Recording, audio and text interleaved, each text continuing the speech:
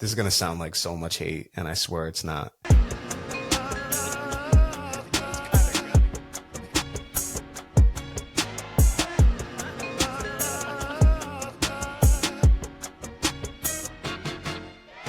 Welcome back to the Warner Brothas Podcast. I'm Kyle, joined today by my brother Keenan, as well as Brandon Petty, honorary Warner Brother. What's up, fellas? How y'all doing? Great. DJing before, a little loop-de-loop, doing the thing. It was an interesting pre-show set, I gotta say. Just doing my thing. It was only two songs. And I think they're out of the same year. If not, it was 03 and 04, but it was an interesting two-song They were close. set. They're close. They're close. They're close. We're on the eve of the NBA Finals. NBA Finals Eve. Hey, Kyle, I want to thank you specifically for holding down the channel during the NBA playoffs. I know it was a lot of solo videos. You had a couple with Brandon in there. Obviously, you had one with me, but I want to shout you out for that because, one, you gave great commentary. Two, I know you did it from the phone. That was a little unfortunate. The phone. I was going to say, you were trapping out the phone. Now we're at the laptop. Me and Brandon are back trapping out the laptop now. We was trapping out the phone. Now we got it back at the laptop. Everything's cool. So, yeah, we're back in the place to be. Yeah, it's great. And you also look like you just you look like a gym coach in 2009. It's hot in the studio. I got my cool towels, so I'm ready to go. Hey, guys, you just run some laps, man. We'll get back at it in a moment. Come on, ladies, give me 5 more jumping jacks. After we're gonna use the big wheel or the big pin or parachute, guys. We're gonna put the big parachute. Went from the questionable DJ to the questionable gym teacher right there with that commentary.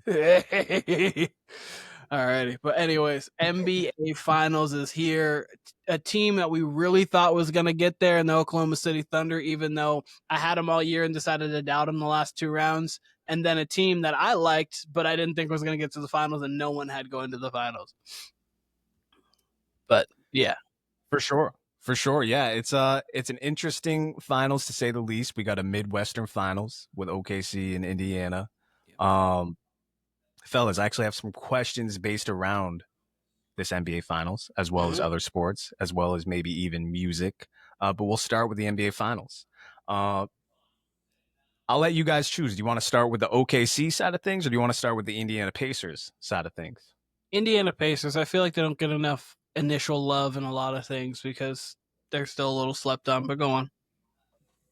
Well, Kim, that's pretty much the exact question I'm going to lead with. Are we overlooking, is the general NBA public at large overlooking the Indiana Pacers already? I mean, people are talking about a 4-game sweep. People are talking about a gentleman's sweep on OKC's part. I don't think I've heard anybody pick like OKC in 6. Nobody's picking the Pacers from anyone that I've heard on the podcast. Scrolling through the internet, I don't know about the mass media at large, but I'm assuming everyone's on OKC. But I have just not seen any Indiana large. The biggest thing was Scott Van Pelt's been saying that like they've been disrespecting the Pacers on ESPN, but he hasn't said anything about the Pacers winning the series. And then Chris Broussard gave him 6, and that was more like he expects it to be 5, but he's giving them 6. No, that's the biggest love I've seen for the Pacers. But Brandon, you go on first, and I'll piggyback off you. Yeah, I think they're pretty slept on. Like honestly, like what gets me with the Pacers is like a lot of people counted them out. First the Knicks, obviously.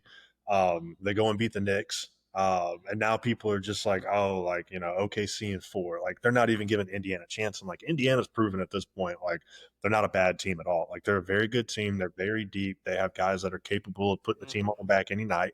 We saw it out of Siakam. Tyrese Halliburton did some good things.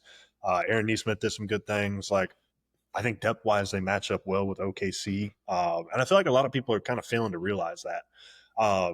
And I also think a lot of people too really just kind of overlook Siakam and Halliburton as kind of like NBA stars, if you will. They don't get their flowers at all. And I would have thought after the Knicks series, like regardless if it was 7 and the Knicks won or the Pacers won, whatever, like I would have thought Indiana would have gotten, a little bit more respect. So like to me, it's kind of like a slap in the face to Indiana because it's like you beat Cleveland, you beat New York, which a lot of people were saying Knicks in 6.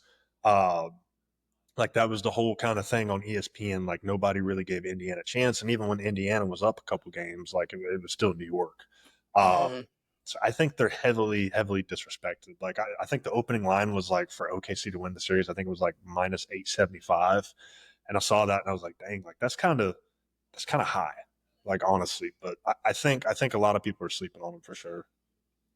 OKC should be favored. They're 68-12. They're 68-14 this year. They've done very well in these playoffs. Obviously, they only let one series really get long, and that was the Denver Nuggets series. Like they deserve to be favored. Don't get me wrong. I'm not saying that at all, but they should be favored in like a 4-2, which would be like a minus to me 350, 4 even minus 400. I'd be fine with that. Like that makes sense to me. Just for some context and some numbers, they're both 12-4 in the playoffs. And we can't only go off of the fact, I mean, obviously, you want to compare opponents. The Pacers' first round opponent was better than the Thunder. And obviously that was the Grizzlies versus the Bucks. I would take the Bucks in that series to me, but you want to even call it a wash. That's fine. Like call it a wash, even if you want to call it a wash. Second round, you would lean the Nuggets over the Cleveland Cavaliers, but even then, you could say that's a 7-game series between those two, if you want to. And then Knicks and Timberwolves. I think I would have leaned the Timberwolves there. So you could say they had a better round 3 opponent, but honestly, the round 1 and round 2 opponents are pretty similar. The Cavs are a 60-win team this year. They're averaging the same amount of points. They're both 12-4. Indiana's shooting better from the floor. They're shooting almost 50% from the floor, shooting over 40% from 3, averaging more assists per game with about the same amount of turnovers. They just don't play defense at the elite level that OKC does, and that honestly can separate. Don't get me wrong. I think that OKC is great, but I do think Indiana actually has a legitimate chance in this series. They go 9 deep. Legitimate chance to win. Yes. So let me ask you that. So if Indy has a legitimate chance to win, how many games? Oh, if they win, it's most likely going to be in a game 7. It would really be a hard press to get. And I understand you'd be going to OKC in that circus of a crowd, and I get that.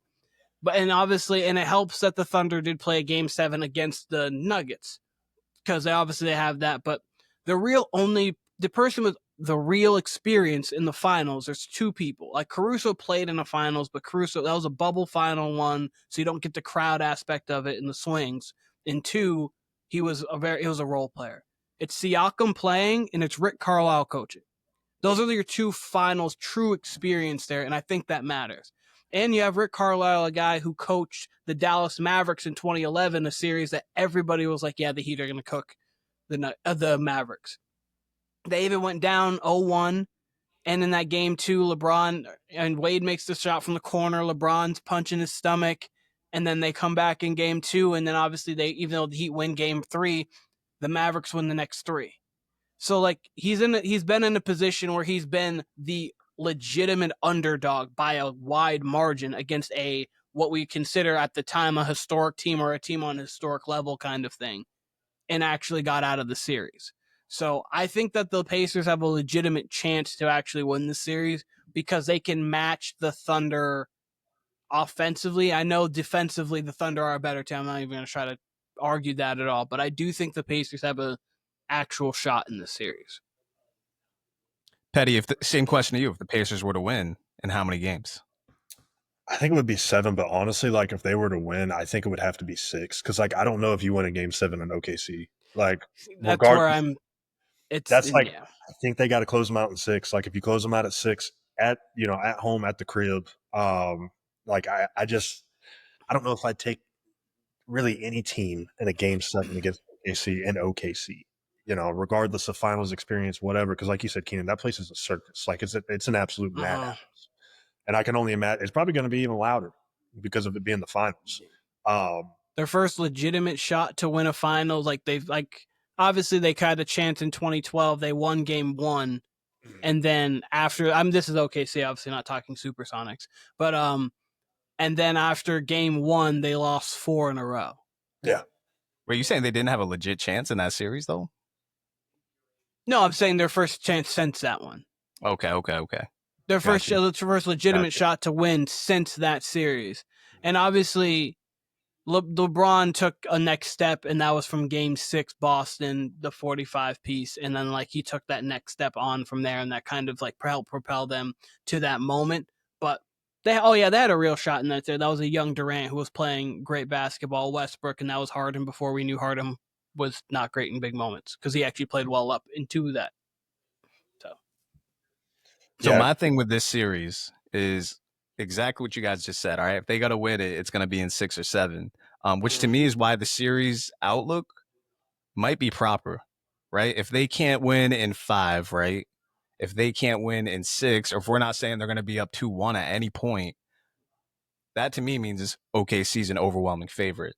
But Keenan, you made a lot of good points talking about Carlisle and Siakam, and these are the same points I'm coming back to, which is why I'm struggling, because I want a good series, right? Same. I don't think I don't want to say there's no way Indy can win, because it does remind me, Keenan, a lot of that Dallas Miami Heat series where, like you said, going into that, whatever it was, 8-7 minute mark where Dwayne Wade hits that 3 into that timeout, it looked like a sweep.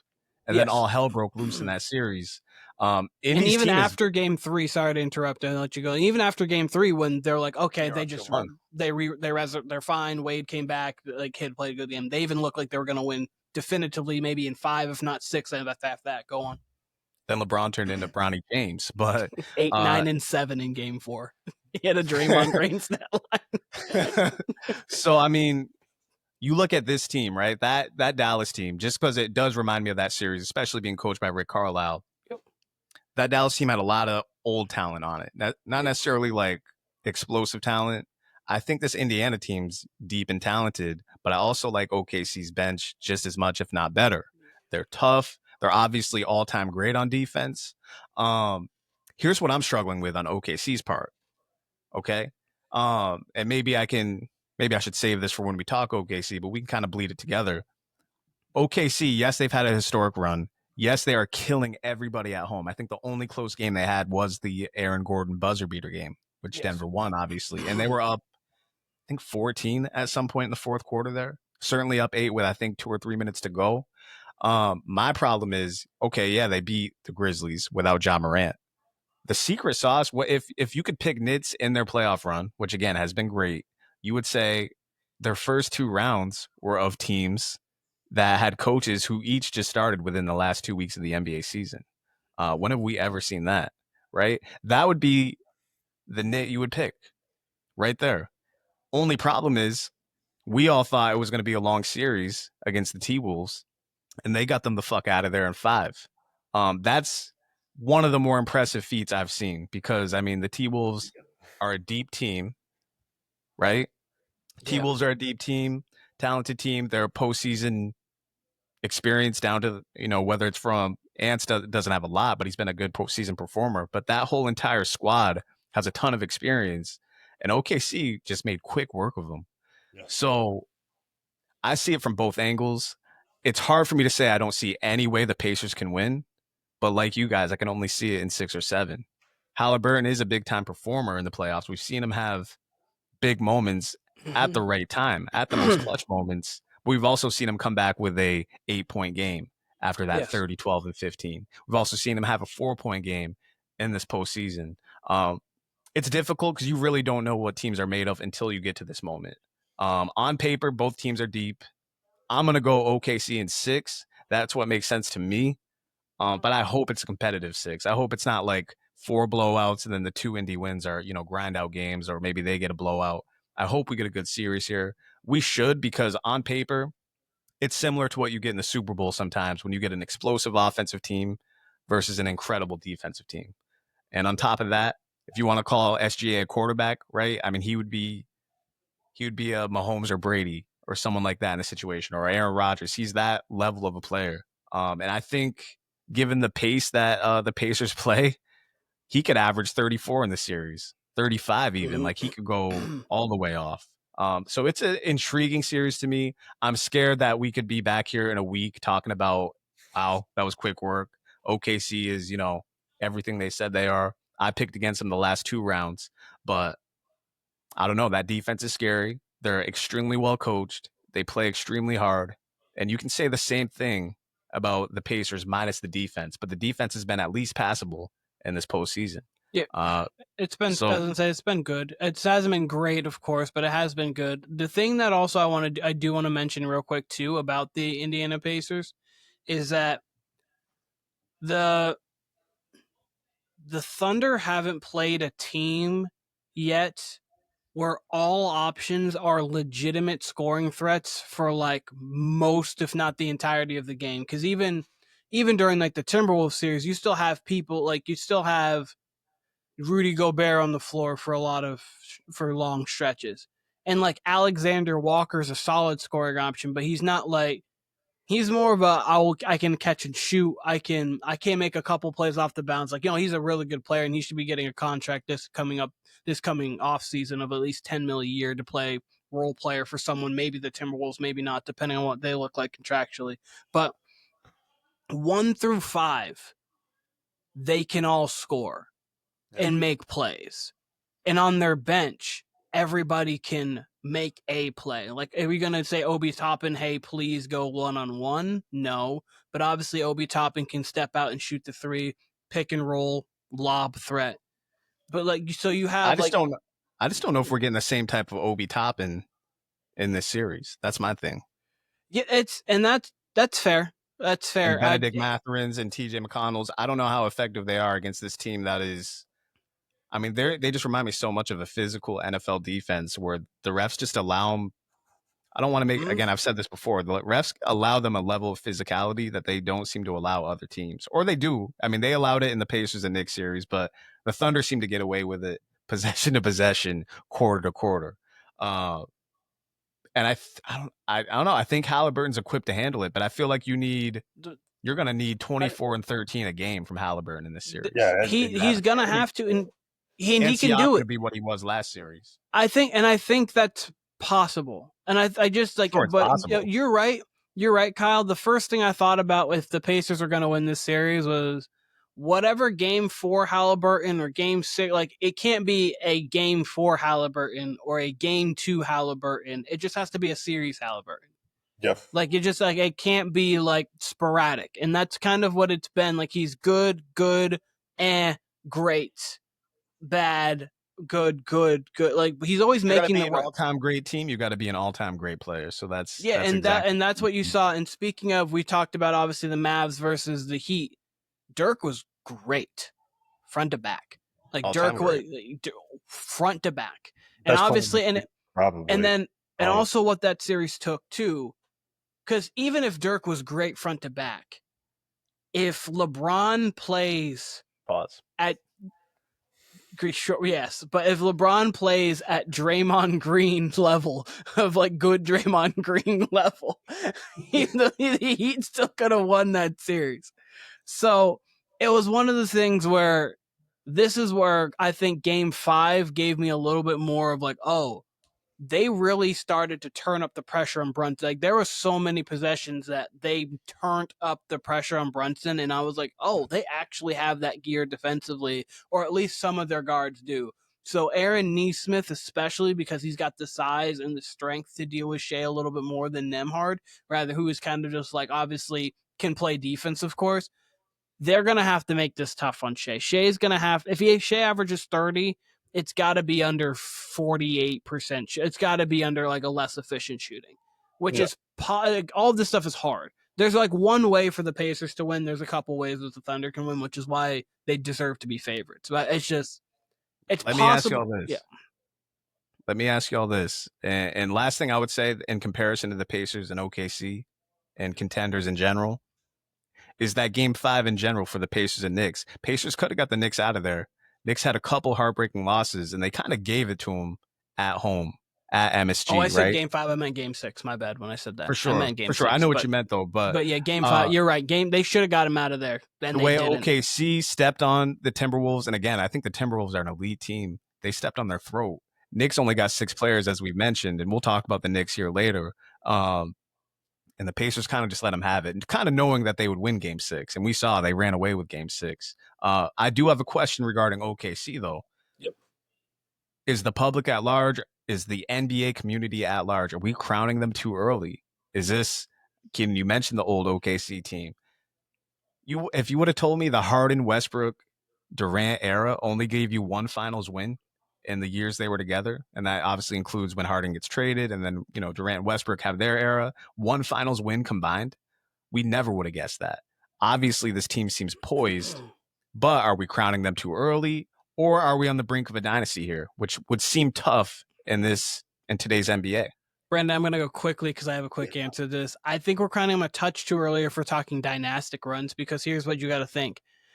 Since the Warriors, Raptors, we haven't had the same champion even get to the conference finals. Like, that's been a thing. And obviously, and we thought the same thing about Boston last year. And I understand that Boston had injuries towards the end of the year, but like, injuries happen. The thing, going on these deep finals runs, it takes a lot out of you. That's why it's not easy to do, and that's why we crown dynasties so much. It's like, oh my God, the Bulls went back and forth, and then you have to think back, and then Mike left the league and then came back, and obviously they did again, and Mike left the league, obviously for different reasons that second time compared to the first time, but still, like, going on these deep playoff runs consistently, playing 100, 105 games every single season, that's a lot of wear and tear on the body. So you have that, and then you also got to think in the Western Conference, a lot of moves could be coming. Giannis could be joining the Rockets, could be joining the Spurs, could be joining he could be joining the Thunder theoretically, but like, he could be like, Giannis could be joining one of these teams. Kevin Durant will be joining a new team. So like, there's 6 teams that are interested, like 4 to 6 Shams reported today. So you have all of this parity going on in the Western Conference. It's not just set in stone that they're going to be there. You never know what's going to happen. What if the Warriors got Giannis, just as a hypothetical, and then you had Steph and Giannis to deal with? Mavs too, with Kyrie, a healthy Kyrie, AD, and Cooper Flag. Like, that's interesting. Like, running a dynasty, and you have to think, to run a dynasty, you don't just win this year and the next year and then you're done. Like, dynasties are more than 2 especially NBA dynasties. An NBA dynasty is really 3 championships within a 4-year span at least. Or like the Heat one's weird because they went to 4 straight finals, they only won 2. So it's like a mini-ish dynasty, but not like it doesn't feel like a full dynasty because they didn't win 3. So it's like, I think it's a little early for talking dynasty. If you're talking just this year, people can crown them, even though I think they should give the Pacers a shot. Like, I get why people are saying that, because it does take a lot. You have to think, this has to happen, and this has to happen for the Pacers to win, where it's just like, as long as the Thunder do this, they probably should come home with it. But a dynasty's tough. Yeah, I agree. I think they have some, like, they have shades of a dynasty going on there. And when I say that, like, they have a lot of their young talent locked up. They still do have to pay Chet. But I think, and honestly too, a lot of these guys could potentially get better. It's obviously not a guaranteed, but like, Chet could technically hit another step. Jalen Williams could hit it, take another step. Maybe Shea does. I don't know if that's even possible right now. But and then honestly too, like, their draft capital, like, they are stacked in terms of draft capital. Sam Presti's done a great job with them. And then too, like, I feel like a lot of people forget they have Nikola Topic coming back next year as well too, who is regarded as like a top 5, top 7 player in this year's past NBA draft. So like, he's on the way. Presumably, the 15th pick this year and the 24th pick in the first round this year. That could be a Carter Bryant, a guy who is, for people who don't know, around 6'8", long arms, twitchy defender, and a guy who can develop as a shooter. And then at 24, just to throw a name out there, a guy Brandon loves a lot, Walter Clayton could be there. Baby. Walter Clayton could be there at 24, and you get a champion 6'3", big body shooter. Yeah, I mean, they're stocked. Like, but I do agree it's a little too early to kind of crown them, because, like you said, with the parity in the West, like, like you said, Golden State could do something. You got to worry about Giannis. You got to worry about KD. Maybe Devin Booker gets moved. Like, there's been kind of like chatter about that. Like, you don't know what's going to happen. Like, a lot of people are saying that this is going to be one of the craziest off seasons that we've had in recent memory. Mm-hmm. Whatever that means, we still have to wait and find out. So I do think it's a tad bit early to crown them a dynasty. But as far as a series, I think it's reasonable to crown him because, like, I was thinking about it. Like, I could see it. Like, I think there's two things. There's two outcomes. Obviously, it's a game, 6 game, 7 game series where Indiana kind of, brings their A game because Indiana's got to play an A+ game. I think every single game they've got to play A to A+. But I could also see this series being like the Miami Denver series where Denver won game 1, Miami came back, won game 2, tied at 1-1, and then Denver just cleaned the floor. And it really wasn't even kind of a close series after that. Like, I could see it being like that. So I think for people to crown them, like, I don't think it's premature. Like, I think it's warranted, but, like, I would pump the brakes a little bit. And the thing too is, like, obviously we know how contracts are now with the first apron, second aprons, and everything.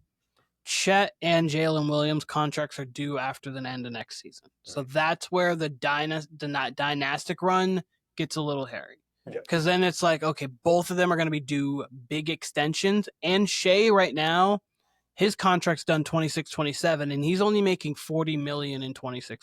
He's going to be up to probably 55. That's going to be 60. Yeah. I'm glad you brought both of those up. SGA is actually eligible for an extension, I believe, this summer because he won MVP, and I think he can get upwards of $70 million. But even better, Keenan, you brought up the Chet J-Dub thing. So OKC, I don't want to say let's assume they win, but let's hypothetically play with the hypothetical that they win this year, right? Next year, they're returning everybody. You got that championship confidence. This is actually what the first iteration of the Thunder was supposed to be with Westbrook, with Harden, with Durant, right? Like, they were supposed to go on these runs. Ibaka, too. They just have so much young talent. Brandon brought up their draft capital. Next year, right? Let's just keep the West as is. Let's just say the Thunder are going to be better next year. It's going to be returning mostly everybody, right? No matter what happens in the East, whether it's Giannis returning, whether it's Giannis not returning, the East is going to be terrible. OKC's just got to play for getting out of the West, staying healthy next year. Shot at the Indiana Pacers. Oh, God. I mean, yeah, of course. No, you're right. I'm just you're right. playing around a little bit. But I'm saying, even if it is Indiana, Keenan, that's really all you're going to have to worry about. Like, Knicks got real questions. Celtics ain't going to have Tatum until the second half of the year at the minimum. Bucks, who knows? Cavs would be the one that you look forward to because, they're going to be returning people. They got trades to make, whatever. Mm-hmm. But the Thunder, with their draft capital, their young players, you don't see teams this young, this early just win it, which is why I was kind of picking against them. It seems like you got to get your playoff scars first. But they likely will win it. They're the odds-on favorite to win it. They got their scars while winning, which is kind of weird. Yeah, like, that's like the Nuggets, that Aaron Gordon dunk. That's a youth scar. Like the Aaron Gordon, like, you lose a game like that. Those are the games that typically lose you a series, but they still managed to win the series, which is kind of crazy. You get your scars as you go on. It's a good point. So, I mean, it's scary to think what this team could be. But, I mean, we've seen with Chet already. He's injury prone. That could derail next season. That could derail whatever. Yep.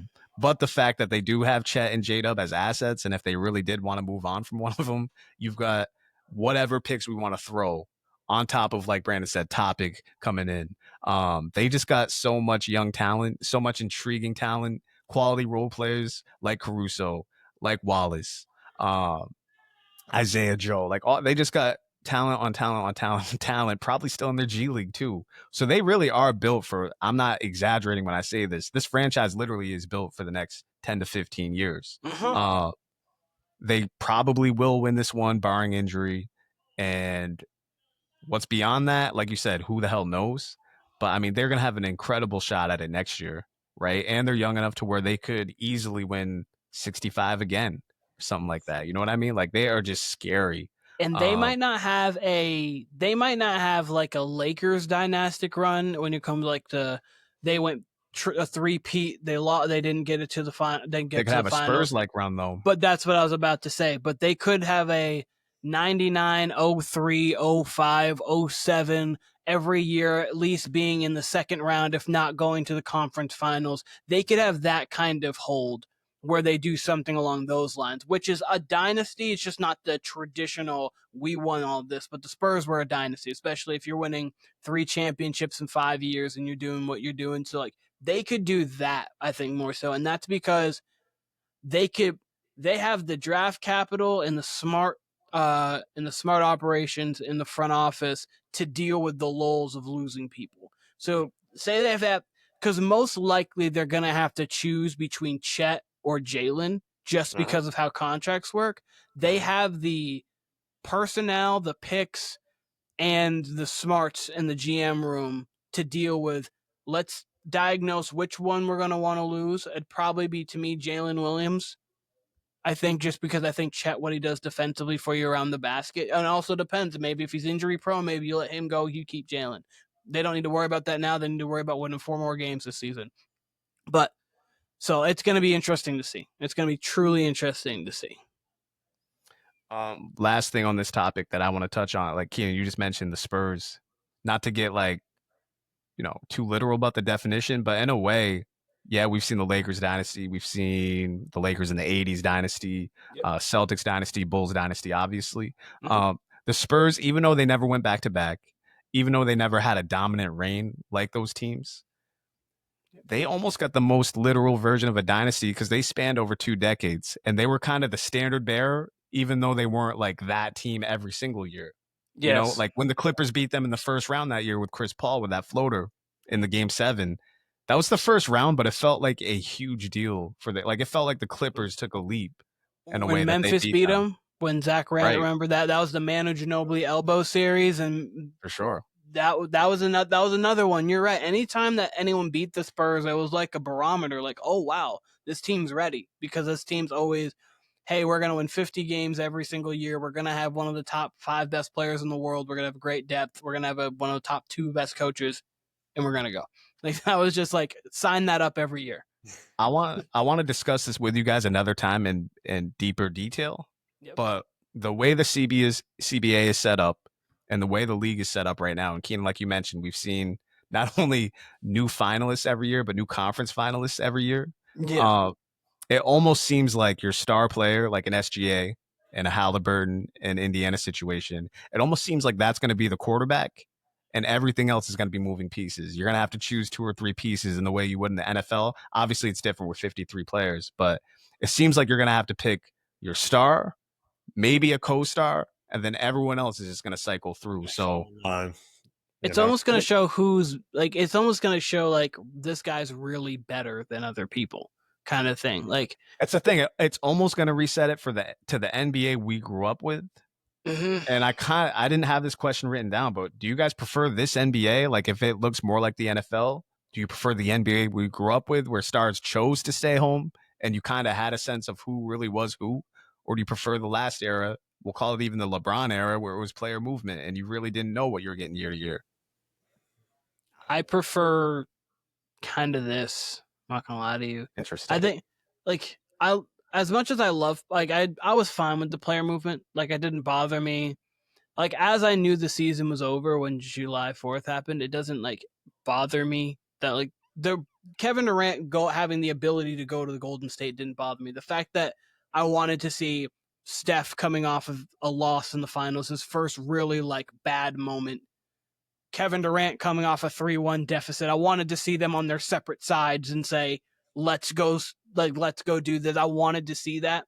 I think it's fine that he had the ability to move, but I also don't want at the same time players like James Harden just checking in and be like, I don't want to be here anymore. I mean, you can still get that in theory, but it's also much more difficult to make trades like that happen because of how cap's made. So it's not just like I'm not going to really care about this. I'm just going to come in overweight and you guys are going to trade me because I'm not going to really care. Like, I think getting rid of that's cool. So I like the fact that, and I think they'll also help keep stars in one spot, and I do like that. I think it's cool when you have like a Steph in this case, because he's obviously he's been a Warrior for his entire career, and then you have Draymond with him that can be your 1-2, and then like build around Steph and Draymond. Or for the Thunder, obviously Shea's been on another team, but like for really Shea's really been a Thunder. Like if he just stays with the Thunder, it's like, hey, we have Shea, we might have Chet, we Jalen, wherever they go, build around Shea. I think that's really, I like it personally. Petty, how you feel? I'm kind of torn. Like, I like the era that we're in right now, and honestly, the main reason is because of like the uncertainty. Like, you really like Keenan was saying earlier, you really can't pencil in a team right now to come back and repeat, because there's either injuries, there's player drop off, like there's someone changing teams with the change of scenery or whatever. I'm not gonna lie, I kind of do miss like the late 2000s NBA, like that era, and even like the early 2010s. Like that era was, to me, that was a great era of basketball. Yes. Regardless, with the Spurs, and then you had the Heat, you had the Lakers. Like sometimes I kind of prefer that. So like I'm kind of 50-50. I do agree with you though, Keenan. I hate the whatever you want to call it, the sense of entitlement to, where The you show entitlement up, movement. yeah, like, and you show up like you don't want to play for that team, like, for whatever reason, and then you kind of force your way out of there. Like, I don't like that. Like, I would like to see players kind of sticking with their team that they've been drafted with more and more. Because I do think it's great for the league, because like you have instances like this where there's two small markets, Yep. in the finals. A lot of them have been drafted. You do have some trades, some signings, stuff like that. But like in terms of like the biggest players, like Shea, like, I mean, he wasn't drafted by them, but like a lot of people kind of consider him, a Just a Thunder Thunder, player. yeah. Same thing with Halliburton. Jason Tatum, something like that. Yeah, like same thing with Halliburton. Like Halliburton, yeah, he was on the Kings. He was drafted by the Kings, but like a lot of people kind of associate him with the Pacers. So like, I think it's 50-50, but like I also do like the era that we're in right now. The one thing I do like, real quick, Kyle, before I let you go, one thing I do like too is that, but this kind of negates that, is I do like when you get the same teams facing in the finals for years, because you kind of get a rivalry. Like it was cool to see Spurs Heat back to back, because like Yeah. obviously the Heat won in dramatic, historic fashion. Ray Allen, Game 7, LeBron 37 and 12, and then the Spurs are like, okay, we're getting our get back. We're gonna beat you guys in 5. Obviously I understand Warriors Cavs was a 4-year run. I understand like the second half of that 4-year run was with KD, so it kind of nullifies that portion. But it was really nice to see LeBron have an injured cast, the Warriors get there, the Warriors go on this historic run, and then LeBron's like, okay, I'm stopping this. Like, and like that was just like some great basketball. So like having those matchups is great, but eliminating it to where like you can just have everybody join forces at the same time is fine. As so it's kind of a little give and take. Yeah, like part of me believes that the way the CBA is set up right now and how teams will be built, it seems like it's a little much, because you can't really like go out and just get a star, or like the Knicks 10 years ago or even 5 years ago, they would have been able to keep Hartenstein going into the season and then probably add another guy on top of that. You know what I mean? And the Knicks are probably more well equipped, not probably, definitely more well equipped to even be in the conference finals. Yeah. Right. On the same side of it, like you guys said, we're going to see more continuity, especially from the stars. So that benefits us. We'll probably see more rivalries, maybe possibly between the playoffs, depending on how injuries shake out. I agree with Brandon, though, for sure, like mid 2000s into the early 2010s, really up until LeBron left Miami, I would say. Like it seemed like there was stability there. It seemed like the NBA of old. You had real star power.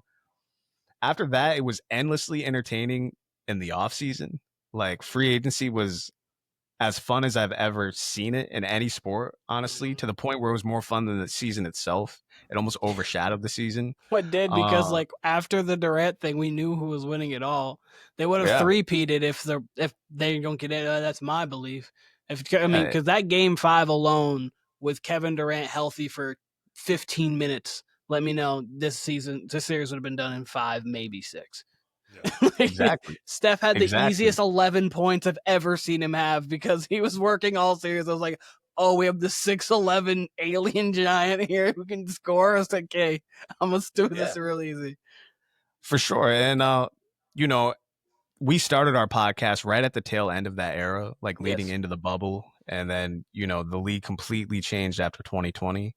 And it was an entertaining era, but I think it's led to a lot of the problems that we see now, with the regular season not being taken seriously, with them going overboard with the CBA, to where you can keep your stars like almost overboard, to where they're going to keep your cap, like they're going to be damn near 3/4 of your cap now. I mean, the cap goes up 10% each year, but it's going to be a lot like the NFL, and it'll be entertaining.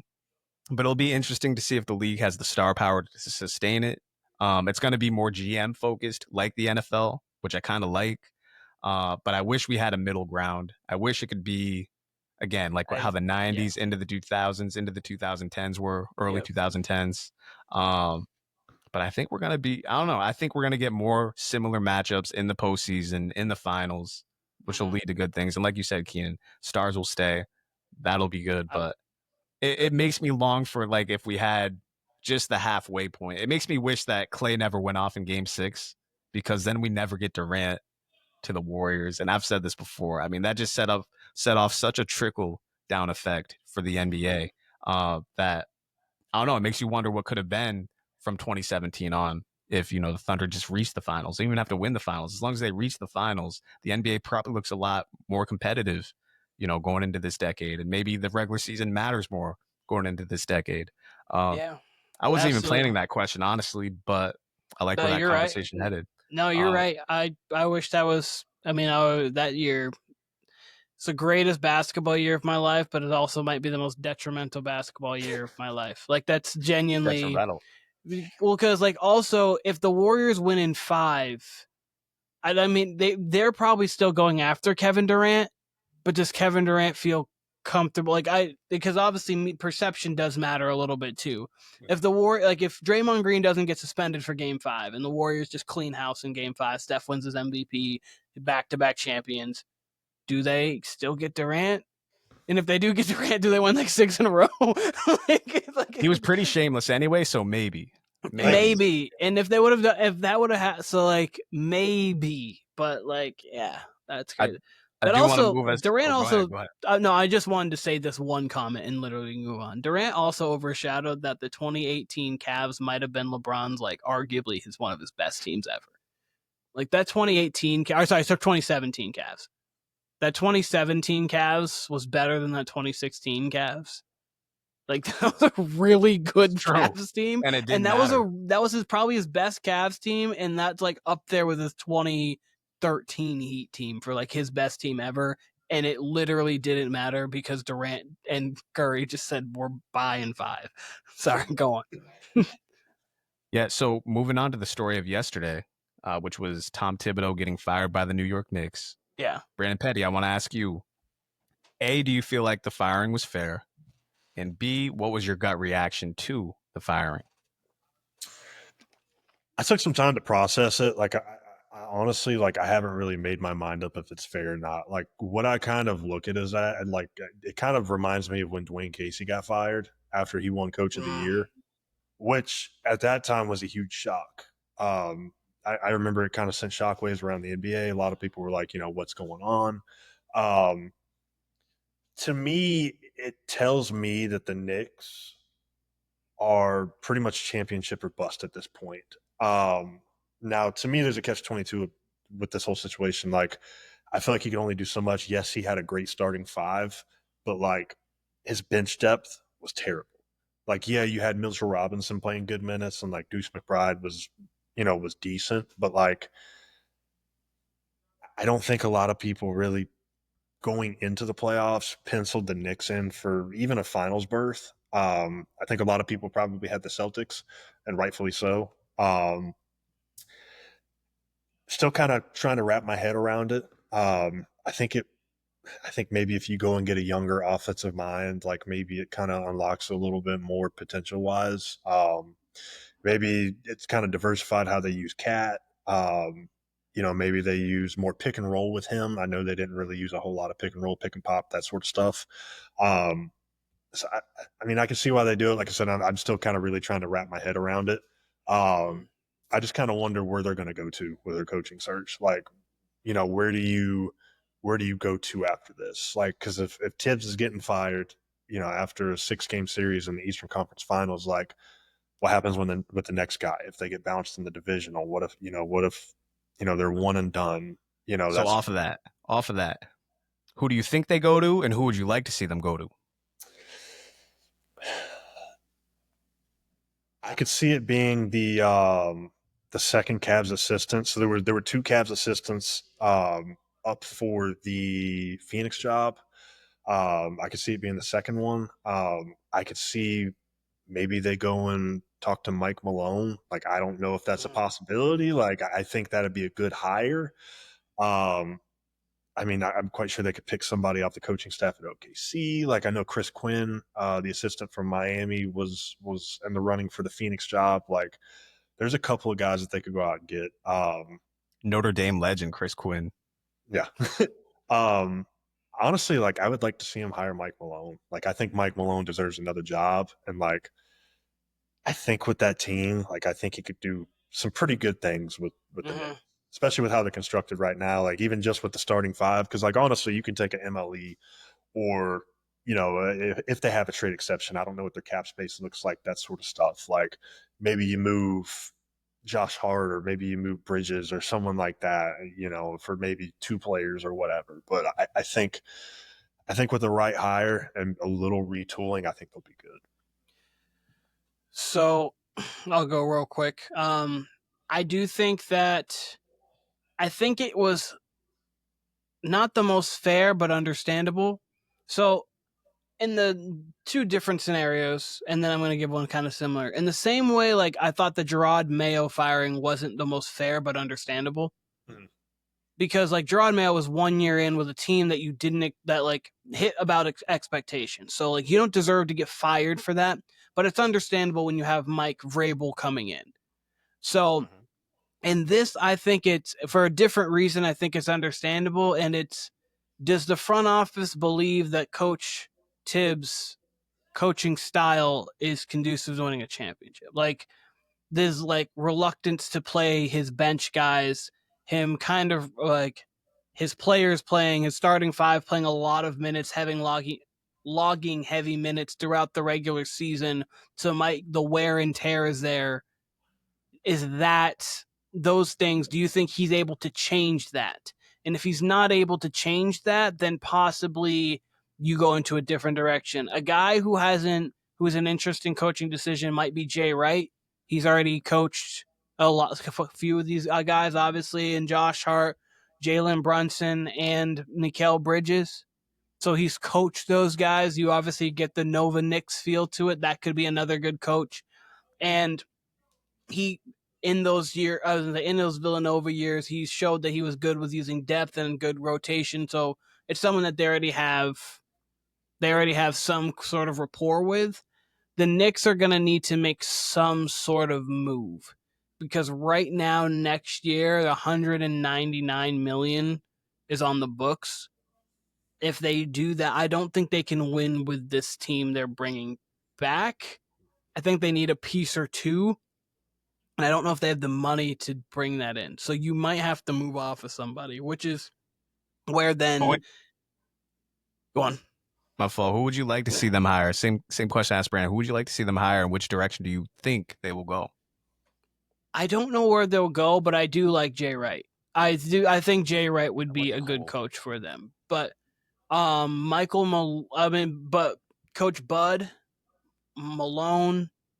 So, like, they have there's some good coaches out there that are championship level coaches, or won a championship, whether it was in NCAA or it was in the NBA. So, like, they have multiple options of good coaches out there.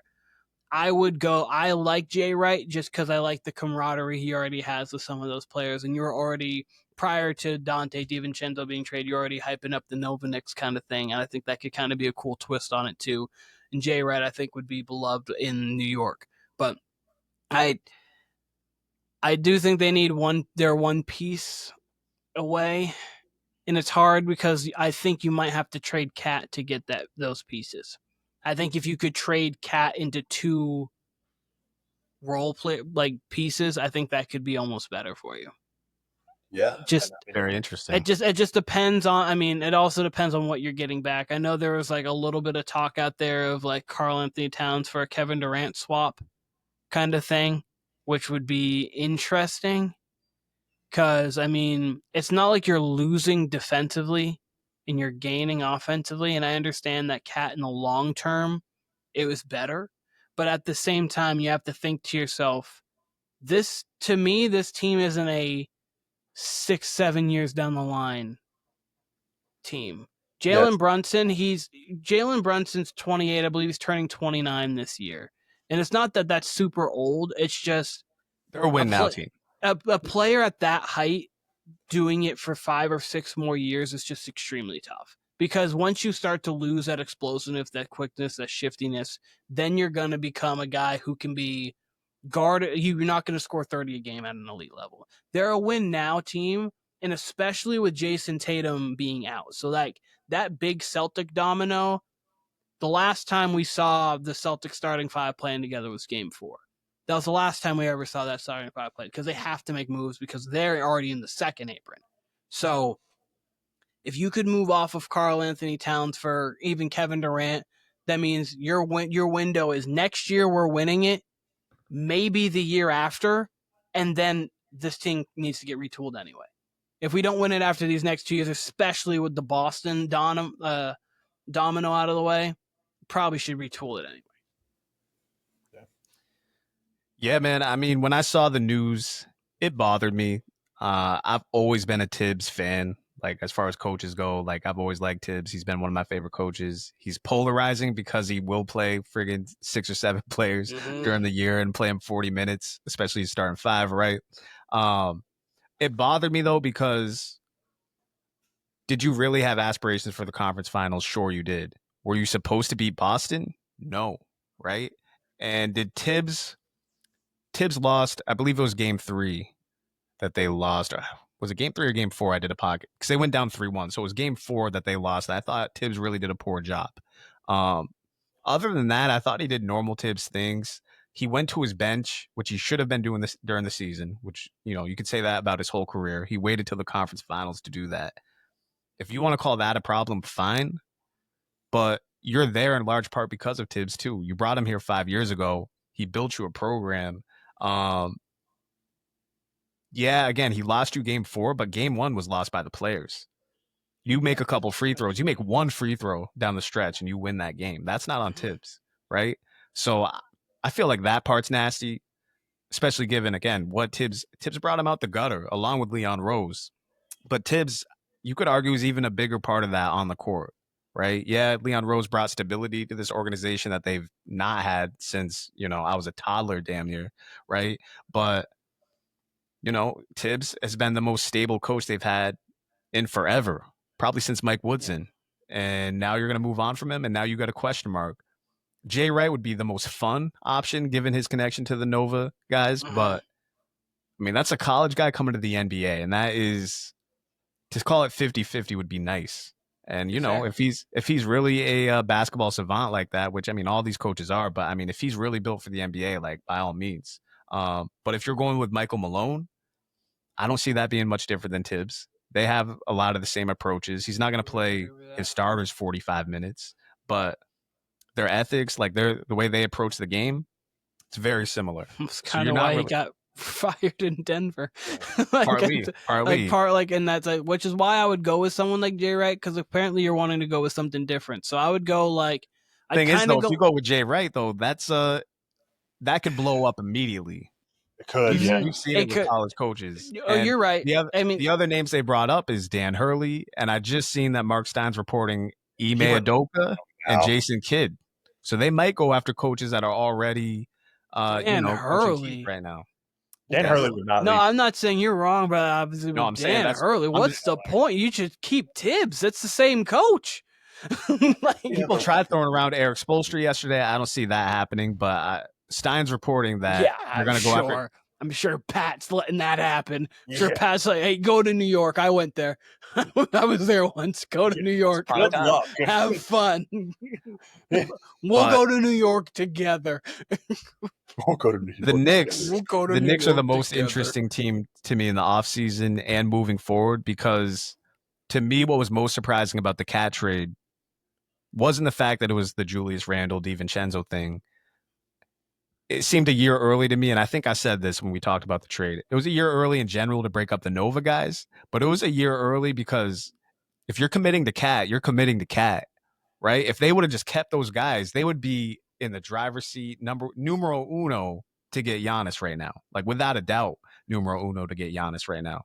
Now you're going to have to move Cat and Bridges if you want to get Giannis, whereas before it could have been, I don't know, DiVincenzo, Randall, another guy, and picks. And they gave up a lot of those picks for Bridges and in the cat deal. So because Randall was strapped themselves with this cat deal. And then now with Tibbs, now you're really committing whoever you hire, whether it's Jay Wright, whether it's Mike Malone, whoever it is, you're committing to him, Cat, Brunson, and y'all got to get it done in 3 years. Whereas before it might have been a 5-year window, but I feel like they limited it to, maybe 2028. It's going to be a short window for them, I feel like, where it could have been a longer window. Absolutely. So 27, 28, Brunson's contract's up, Anunoby's contract's up, Bridges will already be up for a year, and Josh Hart has a player option that year. And if you guys haven't won while all of those guys are early 30s, that you're not winning. Like, you're not winning, especially when the Eastern Conference is, as Kyle, you were saying earlier, as you were saying earlier, take out even the Pacers mindset. Like if the Pacers win it all, it's like, okay, great, cool for the Pacers. But like the Bucks are gonna clearly be worse or the same. If they keep Giannis, they'll be the same because they have no money to do anything else. If not, they'll be worse. Then you've got obviously taking out the Knicks because we're talking about them. Boston's not winning it all next year. And after that, why you should keep Tibbs. And then after that, Orlando. Like, is it Orlando? Like, is Orlando the next best team? Yeah. Like, if we're taking out, obviously, the Pacers, like, obviously, right now, Cleveland. Right now, yeah. Cleveland as well. But Cleveland's Cleveland back-to-back years, obviously, is flamed out. But obviously, next year, that's a good chance for them to go do their thing. So, like, it's one of those situations where... Let me ask you this off that, okay? Yeah. Who do you feel better about day one next year, knowing what we know right now? Do you feel better about the Knicks or the Cavs? Oh. I would feel better right at this moment, the Cavs. Yeah. I agree. And the feeling and the reason why is at least I know what I'm going into. You can speak.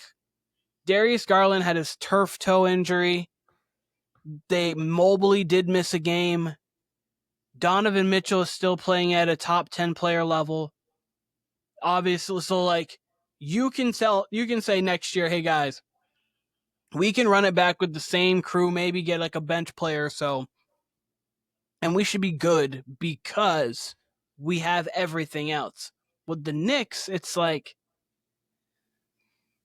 you don't fully know, and like they don't have the money. They just have no money. Yeah. I mean, the Cavs don't have money either. Cavs may need to get rid of. Cavs have assets though. Like I think like more assets than the Knicks do. Yeah. Well, I mean, you traded all your assets to get Bridges, and then you traded the rest of your assets to get Towns. Mm-hmm. So like you basically, as Kyle, as you said, you basically said Hart, Bridges, Brunson, Anunoby, Towns, Mitchell Robinson, Miles McBride. That's a championship. This is what you said. Because essentially you can't do anything else with that roster. Like you're maybe can get a player. So you said that's a championship. And next year is the best year for it to be a championship. Truly is. For them in the Eastern going into a season. Obviously they were 4 games away from being in the finals now, but it could get ugly quick for the Knicks, man. That was my takeaway after they lost. But on top of that, the Tibbs thing, like you put question marks where you don't necessarily need question marks. Like Tibbs has annoying tendencies if you're a Knicks fan, if you're working in that front office, but you put a question mark where you know you're at least getting quality coaching. You're at least getting a good regular season team, maybe even a great regular season team, right? Like above average regular season team year in and year out. Now you're throwing a question mark in because, we might get Jay Wright coming out of retirement. We might get Ime Udoka. We might get, who knows? Who knows? The Knicks are going to make a splash. Like they're not just going to keep it generic. Down with them?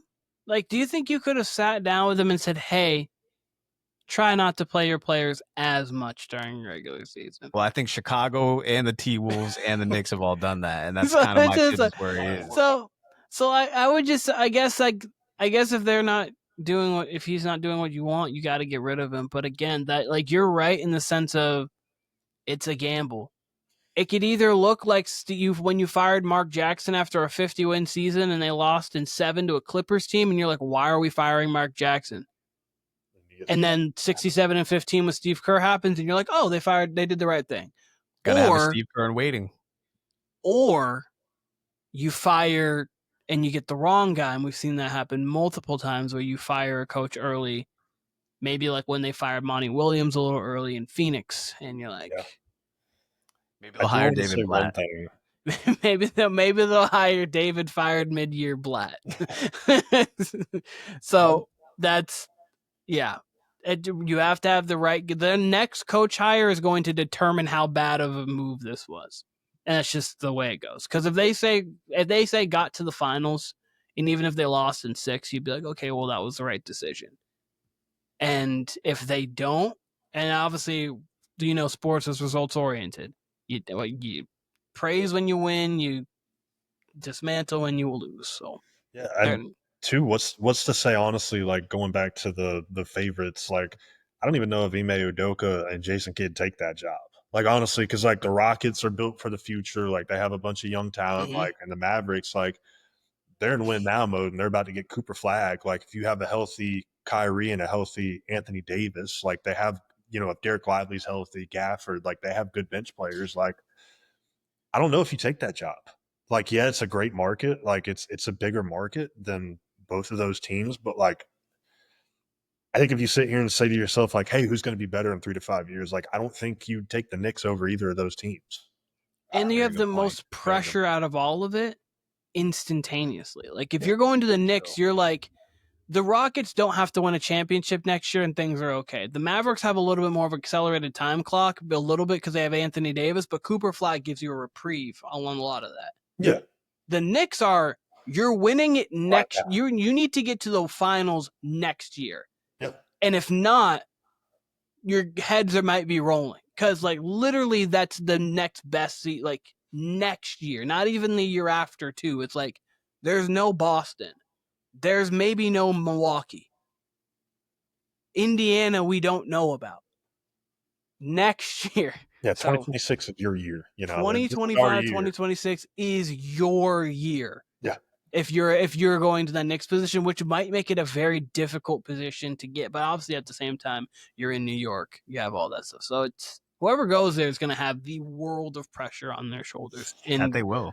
And kudos to you guys for taking that job, and hopefully you do well, because you can't let them get that close to a finals, or 2 games away from a finals, sniffing it like, oh my goodness. You saw how bad it was for Knicks fans. Oh boy. Let them get a coach in there and then let them look good early on. Knicks to the finals will be a popular opinion. I want to move us along, fellas. Semi-rapid fire here. Yep. Just a quick question about the T-Wolves, more so Ant. How do you feel about Ant's postseason overall, the ups and downs that we saw? I think it's growing pains. Like, honestly, like he's still young. Like, I honestly, like, to me, it's not really anything that I'm really looking into. I think it's growing pains. And then I think they need a little bit more. Like I told you, we were talking about it the other night, Kyle. Like I really do. Like I understand Julius Randle's there, but like I really think they need like a co-star there, like somebody else. Like Randle's a great player, but like I feel like they had another wing. Like you could take Randle and Capital or whoever else, go get a wing. But I mean, he's super, super young. Like I think in 3 to 4 years, he's probably the best, if not one of the 3 or 4 best players in the NBA. If he isn't already, like I'm not really worried about it. I'm not just putting too much stock into it. He's another guy who has a little bit of Halliburton lapses, as we'll call them, where like there's just some games where he'll come in disengaged, and not like even disengaged like I don't care about playing basketball disengaged, just like disengaged where it's like he's not in a full attack mode. And obviously we want to see it because we mentally compare him to Kobe and Mike, and we never saw that from them. Like even if they were going to have bad games, they were 5 of 19 games where they didn't have it flowing. It might have been 6 turnovers. But since we associate him with them, his bad games, they could end up like that, but sometimes his bad games are really just like 5 of 13, 5 of 11. And like what games where he just seems like he's not interested in being there fully like engaged. And that's something, and that could be the lack of certain moves where like Shea has his, I can get to the mid-range, will hit you with a quick step back and get a bucket every time. He has a deep 3, but that's a difficult shot to take over and over and over again, especially when you're jumping like that, or he's getting downhill. So like he just needs to develop a little more as a player. And as I said, growing pains, I agree. And I just think Rudy Gobert no longer needs to be on that roster. I agree. I just say, like, even if you bring back Randall, if he accepts that player option at $30 million, I think that's a bargain for what you're going to get Randall in this new NBA, especially with how he played in the playoffs. If you can get rid of Gobert and get something, because they're going to most likely lose Naz Reid, because you have to choose between Randall or like Naz Reid and Walker. So like I would try to trade off Gobert, get a couple supplementary pieces to help fit around Ant, and then he just needs to develop. But he's 23. He's got time. It's very interesting because I agree in theory with what you guys said. Like, he's young. But what we love most about Ant is his mentality. This is someone we've seen talking shit to LeBron, to Durant, to everybody under the sun, famously to Obama, right? Mm-hmm. He's Mr. like, I'm next, I'm here, I'm this, I'm that. To see more him that not go LeBron mentality than he does the Mike. To be honest. a little bit. That's why it's jarring to me. Maybe not jarring, but it's surprising to see him be so passive in these games. And it's not even passive. It's almost like he can't dissect the defense that's in front of him. Yeah. And, NBA defenses are complex. I understand that. But he has the athleticism to get to the rim whenever he wants. And we've seen examples of that where he can literally 2 dribbles and be at the rim. So it's not something I'm necessarily worried about, but it is jarring to me. And then to touch on the Gobert thing, I feel like if you're going to get rid of Gobert, you try to keep Naz and Nikhil. They feel essential. But man, if you're getting rid of Rudy, you got to completely go offensive. You got to completely turn that team into more of an offensive team, which I think me and Brandon talked about this a week or two ago. Yeah. And that looks completely different. And Ant's a great defensive player in his own right. Jaden McDaniels is too. Nikhil is too. Mm-hmm. So it's almost like, I don't know, you're similar to like the Bengals, Keenan, right? Where the defense was at least average. The offense was above average. Now the offense is explosive and the defense isn't really anything to speak of. It's like, it's very much pick your poison. And of course, with the CBA that we talked about, the T-Wolves are another interesting one. They're young enough, though, to where it's not going to bother them as much as the Knicks. But I do feel like, I don't know, you can't really keep Rudy and keep Naz. But Naz, to me, is such a weapon in the way that Porzingis is, in the way that, other shooting bigs, Towns and Porzingis, like, they're such weapons that you can have on your team as long-range big men. I don't know. I would pay in a sense, obviously a much lesser version of Miles Turner. Wemby's. Miles Turner, another perfect one. But yeah, Anthony Edwards is kind of like Lamar. If you think early Lamar, there was things that like he obviously it was deep passing that obviously was like a thing for him, but he did get fooled a little bit with like coverages. It was a lot of freak athleticism from both of them. They are so talented watching them on the field, but then there was like playoff games with Lamar where you're like, this just doesn't look the same. Like, you're not wanting to run as much. You're not getting, like, same as Ant, not getting downhill as much. And I think it's because the defenses they're more honed in on what you're good at and how to stop it. Thing is with that, though, is Ant has added some nuance to his game at a young age. He's shooting the 3 ball at a high clip already. Yeah, and so that's why it's even more surprising for me. It is, because thanks to the Olympics, we've talked about this, the Olympic bump that a lot of people get. He said that he was shooting drills with Steph Curry, and he was like, wait a second, I'm shooting with Steph. Let me just take a lot more of these so I can do it. And so like he was like the highest volume 3-point shooter this year. So I think it's like Lamar a little bit. Like, he just needs to have a little more just some growing pains to work through. And I think he's gonna work through them. And when Michael Jordan says that you're more athletic than I, it's kind of crazy. You're in pretty good company. One of the craziest things I've ever heard, when Mike's like, yeah, I think, because we know Mike's not bashful with how good he thought he was. I didn't even see this. He said this? Mike said that because he was talking with Ant about, like, our Ant disclosed this, I believe, that like Mike was talking to him and he was like, yeah, like, you've got more athleticism than I have. Like, and that's because he was talking to him like, you've got to develop more to your game because, like, you're even more athletic than I. And I was like, that's a compliment, to say the least. That'd be like Michael Jackson sitting down with Chris Brown early on, be like, you're a better dancer than I am. Yeah. So, like, you're a better musician than I am. It's like, oh, Okay, if you right. say so. If you say That's so. that's NBC analyst Michael Jordan right there. Yeah. Moving along to the next question, though. I don't want to move past this postseason. Obviously, we hopefully have 7 games, but Yep. season could be over pretty soon. And I could ask this a week from now, 2 weeks from now, but I'm going to ask you guys right now. At this moment, Brandon Petty, I'll start with you. What are you going to remember most about this NBA postseason? Oh man, I mean, obviously we've honestly like just kind of underperforming teams, and not really underperforming, like more so the injury bug. Like if OKC wins, like that's young team gets their first championship, like that's great. Now if Indiana wins, Indiana obviously I think would be by far the biggest story of the postseason. But honestly, like kind of like the injuries. Like obviously Tatum is like the big one. Like I think that in itself is a huge story. Um, Steph, second yes, round. Steph. Like to me, like and to kind of be a little different, in terms of my answer. Like I think the injuries because like it's got an impact. Like especially with the Tatum thing because we're not going to see Tatum probably at all next year. Maybe into the season playoffs, and that's if his recovery goes well and is on schedule. Like I think that has major implications for next year. So honestly, just to be a little different, I'd say the injuries.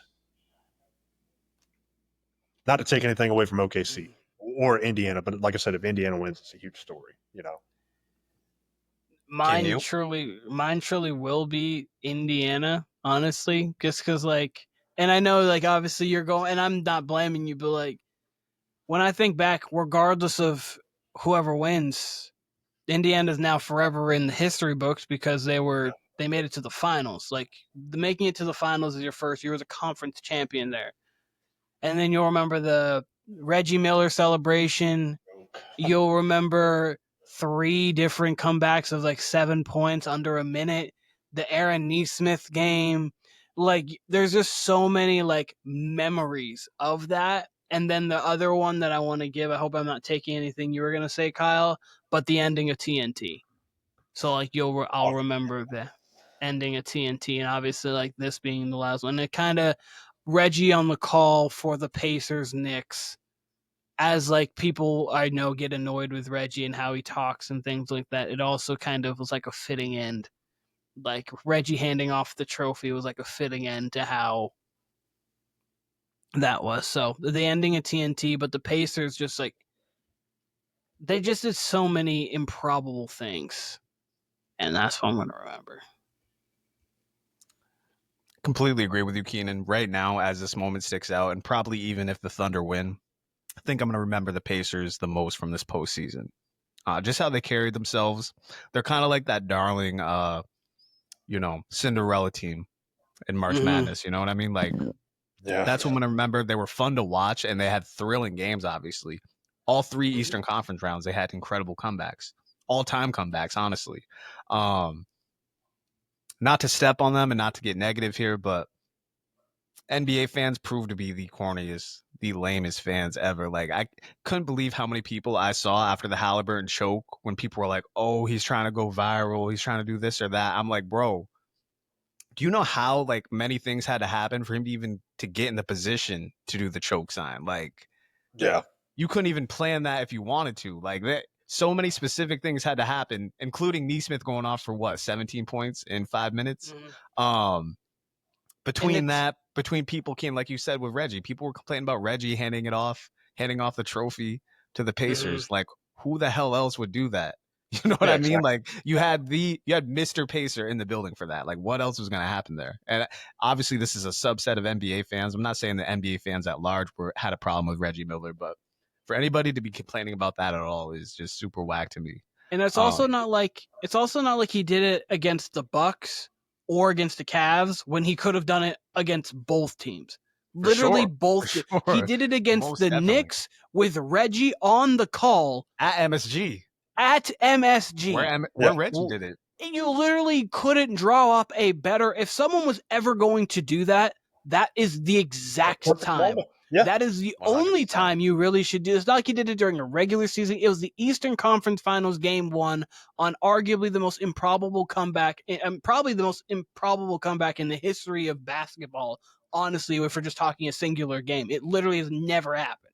So like that is one of them. So it's like that is the moment to do it, and he brought it And out. it was during organic. It was organic. It you know what I was. mean? Like Yeah. what? And it like y'all wasn't said, even what on, other like- time would he do it? You know what I mean? So And honestly, and it was on one of the craziest shots we've seen since Kawhi Leonard's bounce.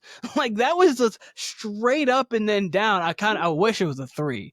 Because that would have been such a That would have been fire. even better, honestly. That would have been even better. But like, yeah, like it's just whatever. Like you're right, Kyle. People are like, well, why is the season? Come on, when else are you gonna do that? It does grind my gears too. I will say. When else are you gonna do that? Like, come on now. I do have 2 more questions left, but they might lend to some conversation. So I'm not sure if I'm going to ask them or keep them. I do have this I'd one hold complaint. them. Hold them. Okay. Complain, but hold them, Actually, and you then I'm gonna ask one. I'm gonna keep the music one. I'll keep the music one for next week. But I'll ask the sports one. Quick complaint though. I don't want to promote negativity, but quick complaint about maybe Adam Silver, maybe whoever makes decisions for the NBA as far as just like the awards. I don't feel like it's necessary that we have conference final MVPs. Like I've never once in my life had a conversation with y'all or any other basketball fan where I'm like, man, like feel like the conference final MVP should be recognized. What I do feel like what we've always needed and what would provide great context to years past that the NCAA does, that maybe the NFL should even do, but it'd be much easier with the NBA. They should really have 2 all-tournament teams.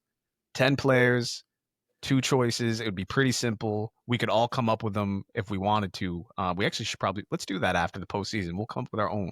How about that? Yeah, that's a good idea. It seems like something the NBA, like it's right there. Like that's something that's done in high school, that's done in college, like that's done in every level of basketball where they do all tournament teams. Why wouldn't you do it in the NBA? I think it's silly. Moving on, I agree. though. No, Moving I agree. on. I agree. I'm just going to say real quick. I agree 100% with you because if you had like a starting 5 for the West and a starting 5 for the East, I think that'd be really cool. Yeah, like I just think that would just be really cool. And I agree. That's I a think good we way to should do it that. too. I wasn't even thinking conferences. That'd be a dope way to do it too. I was thinking just, kind of how they do all NBA, but that would also be a dope way to do it. Just to be like, hey, so like these are the 5 best players in the West, these are the 5 best players in the East. So even someone like Jalen Brunson could make the roster. Guard, forward, center. It doesn't have to be specific point guard, shooting guard, but just 2 guards, 2 forwards, and a center. So you could have Jalen Brunson, or maybe even Jokic could still make it to just show how dominant he of a center he was, even though he only went to the second round. Like this just still shows people looking back 20 years ago, it's like, oh, Jokic was that good. Let me go check him out because no one's really going to dive into Jokic losing in the second round. Yeah. But they will look at Jokic was really good during that. And then even so, going back and having like a select group of people get in the starting 5s, because you can go back and look at the starting 5s from the start of time. Year to year, yeah. Year to year and go through it, and you could definitely pick it up if you just put the select group of people. I think that'd be pretty cool too. Keenan, last question. I want to start with you. What story? I mean, we're in the beginning times of summer right now. Memorial Day was 2 weekends ago. You could say that's the unofficial start to summer. This is the first week of June. What story are you going to be monitoring? It doesn't have to be sports. It can be literally anything. I don't care if it's anything to do with the world at large, culture, music, whatever the hell. What story are you going to be monitoring here from whether it was last May or just starting right now, from June 4th on till Labor Day? What story are you going to be monitoring this summer? The first one that comes to my mind instantaneously is Giannis. That's just such a domino. And because I think the Giannis domino is going to be like, oh, when that happens, and that trade's going to be so crazy. Or maybe it's not a trade and maybe he doesn't even go anywhere. And then Kevin Durant gets moved. And sometimes with the Giannis, as Brian Windhorst had said, most likely the Giannis domino is going to be what because every team's going to hold off every asset waiting for that. Yeah. And until that happens, you can't move off anything because no one's going to be like, the Spurs aren't going to be like, yeah, let's go trade for Kevin Durant. And then Giannis being like, yeah, I'm fine to go. Actually, the Spurs are one of my top 3 destinations. Now you're like, are you kidding me? We got Durant, but we could have got Giannis. So like the Giannis story is one that I'm going to be keyed in on. And then like a secondary one will be the Indiana Fever. I'm interested to see how they're run because like right now they're playing and basketball. Caitlin Clark's out for 2 weeks with a quad strain, and it's going to be seeing how they actually run, if they're able to kind of run through and get to where I think they can get to, which is a WNBA finals this year. So that's going to be my secondary one. And there's definitely football ones I'm going to probably monitor, but at the moment my mind's fully basketball. So those two. Ooh. So I was going to say Giannis. I'm going to pick 2 completely different ones. Obviously, Giannis would probably be my number 1 because I agree with you, Keenan. That's a huge domino. Like that's the equivalent of like Josh Allen or someone getting moved. Like if Josh Allen was like, I don't want to be in Buffalo anymore. Yeah, like, get me out of Buffalo. But like in terms of comparing a player, that's like kind of that's a perfect, and it's kind of even a perfect situation. I've tried with this team multiple times. We can't get by the Chiefs, and I'm not doing it anymore. Like, get me out of here. Like, give me like a perfect. Except he's won a ring. Except like you're true. He has won a ring. Yeah, the only difference. But go on. So I'm gonna give you 2 different ones. Number 1 is both of mine are football related. Okay, because I'm excited for football, both NFL and collegiate. I'm gonna give you one with NFL. I want to see. I'm interested to see who comes out on top. Obviously, I want to see what the Eagles follow up with. Is it going to be another 13-14 win season? Do we kind of have a letdown like we saw a couple years ago? Like, did they start out strong and then, kind of die out in the end of the year? And then also too, like how other teams kind of prepare for the season and how they come out of the gate. Like, what does Kansas City look like? What does Buffalo look like? Like, they're going to be good. You've got young stars, your young quarterbacks. Like, do these guys take a step up? Knicks, what does Caleb Williams look like? Like, so. But I think the main thing would be the Eagles. And then I'll give you one for college football. Pertaining to the young talent in college football. Arch Manning, DJ Lagway, Ryan Williams, Jeremiah Smith.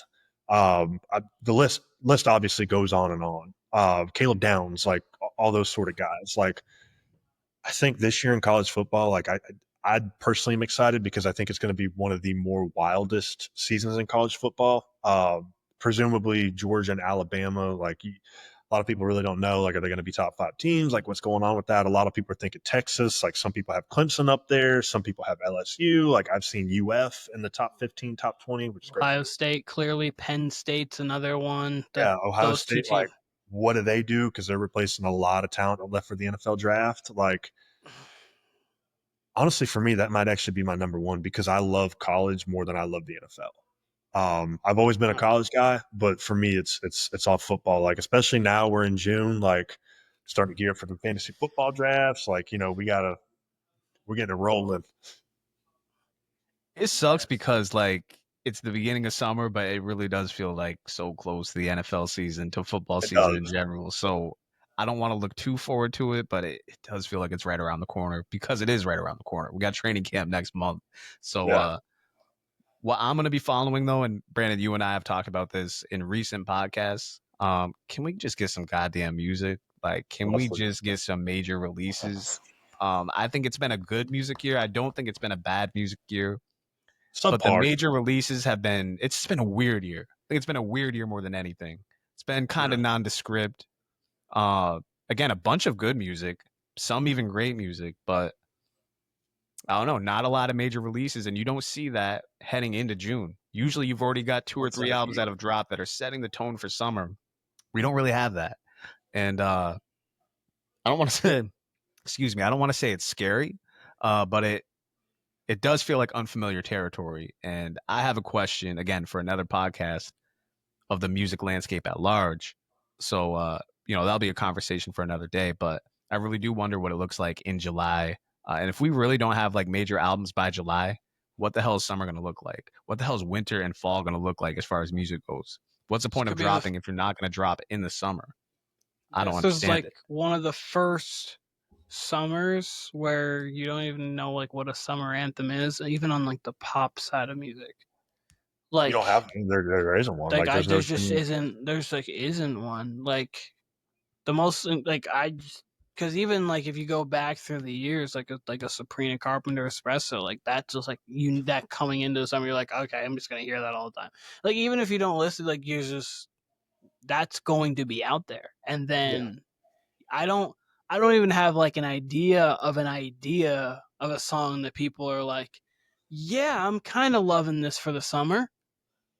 I was It's not summer. expecting a Sabrina Carpenter shout out. That's all I can say. It's summer. Sorry, that was one of the biggest songs of the summer. That Billie Eilish had a couple songs, Taylor Swift. Like it's summer. And like we have to think last year at this time it was not White like girl us. summer. Yeah. You're getting like not like us was like killing I mean, then we obviously had we had a rap beef, but it's obviously at a much lesser level. Like obviously I'm a huge fan of Joey, but he's not Kendrick. I like Rayvon and Daylight a lot. They're not Drake. And that feels like it's lost steam too as of the last week and a half.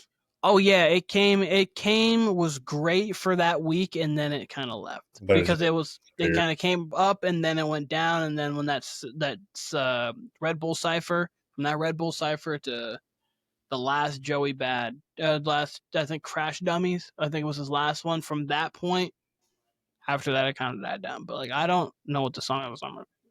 And then my next topic that I'm gonna really be focusing on this summer, y'all know I hype up the UFC on here. Say at times I like it better than the NBA. Definitely love my UFC, but this has actually been their probably most nondescript year since I've been a fan. A weird year so far where it hasn't been a lot of big fights, but the summer looks extremely promising. There's a lot of huge fights built up for the summer, including this weekend. Sean O'Malley, Merab Dvalishvili, I probably fucked up his name. Matter of fact, I know I fucked up his name. In the bantamweight division for the women's bantamweight championship this weekend as well with Juliana Pena, Kayla Harrison. So those are two big fights on a pretty good card in New Jersey. But really at the end of June with International Fight Week, into their July card, into their August card, shit really starts to heat up. And we'll see what that lends for the fall. But usually by now you have like 2 or 3 banger of cards, even if it's not the pay-per-views.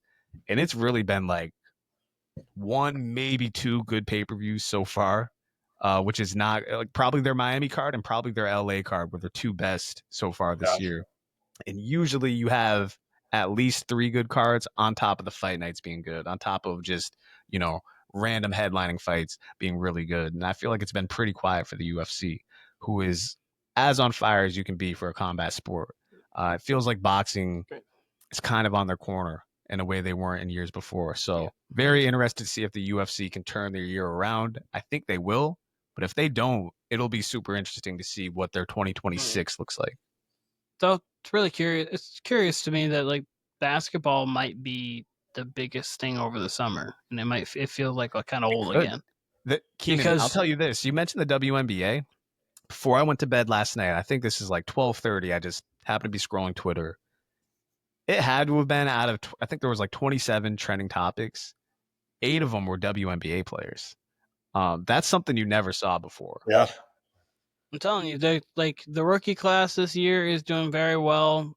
When Caitlin Clark gets back from injury, she'll be great. Paige Beckers has 1 more game. She had like had to sit out for 2 games because of a concussion. I'm telling you, this summer, it's going to be a basketball summer for like the first time in a while because a lot of the NFL moves are going to be done. Obviously, NFL's the NFL. It's going to be the NFL always. But Giannis, Cooper Flagg, Kevin Durant, Caitlin Clark, like Asia Wilson, her new shoes are out. Obviously, I like her new shoes a lot. But like, there's just a lot going on in basketball. The New York Knicks head coach job, like, there's so much that can go on. I think this could be truly a basketball summer, and I'm actually here for it. I'm excited for the summer of basketball. Fellas, any final thoughts before we sign off? Oh, hold on. Real quick. Kyle, you had OKC in 6. Brandon and I never actually gave any prediction by it. Oh, yeah. Brandon, what do you have? I'll go OKC in 6 as well too. OKC in 6. Credit, yeah. Oh my god! I want to take them in 5, but I'll give Pacers the extra game. I'm OKC in 7. I'm praying for it. An old boy. I literally have it / Indy in 7. I'm going to go OKC in 7, but my heart wants to go with Indy so bad. Do it. You're right, Kyle. Listen to your heart. You got me. He's calling. That was very little convincing right there. You got it, Kyle. You're right. Indy in 7. There we go. Indy in 7. I've been talking high on them all there. When I clip this, I'm the only person out there. Indy in 7. Indy winning a game 7 in OKC. Winning a game 7 in OKC. That would give credence to your basketball summer right there. So it's gonna be a Subaru summer. At least give us a competitive 6. If we get a competitive 6, I'll be happy with that. We would obviously all love 7, but give us at least a competitive 6. When Indy wins the finals and then the Fever go and win, Indianapolis is going to burn down the whole thing. So let me ask you this. Let me ask you all this then. Down. In order for us to even get this as a possibility, a 6 or 7 game series, Indy's got to win either game 1 or game 2, and probably game 1. Are they winning game 1? Are they winning tomorrow night? Yes. Game 1. They're winning game 1. I think I'm going to take OKC game 1. I just haven't seen them lose a game 1 in 2025. I don't know if you guys seen. That's if OKC has either. Everyone's going to be picking an OKC blowout. I think we actually get a classic tomorrow. I'll say that. I think we get a great game tomorrow. I'm not going to go all the way in and say Pacers are going to win that. But if I'm going to have it as a long series, they do got to win 1 on the road and 1 at home. So I'm going to roll. You know what, Kim? I'm going to go with you on that. Pacers win tomorrow. Thunder win on Sunday. We'll be back after that. We'll discuss the homestand maybe. And then Indy's got to win one of those games. And then who knows where we're going after game 5. After 4 games, it's got to be 2-2. If it's 2-2, we're in great shape. If it's 2-2, if it's 3-1, it might be just good night. But if it's 4-0, it's good night when Indiana. Or Indiana comes back from 3-1 and wins the final. If Indiana comes back from 3-1, I'd play the lottery. God. Imagine they come back from 3-0. What if we get the first 3-0 comeback against a legendary team? That would be insane. That's not happening though ever, That'd be an or at least not in this case, not in this series. And it would be wiped off the map, the whole state. Yep, honestly, we would go from 49 states and they'd be a country. It'd just be a country. And Caitlin Clark would end up being Caitlin Clark and Halliburton would be like married, and they would be your like prince. That's how we'd end up with Canada as the 50th state. That would be how we end up at the end of the day. Listen, this was the Warner Brothas Podcast. We're out of here. This is Kyle. This was Keenan. This was Brandon. Thank y'all for joining us. Be safe. We'll be back.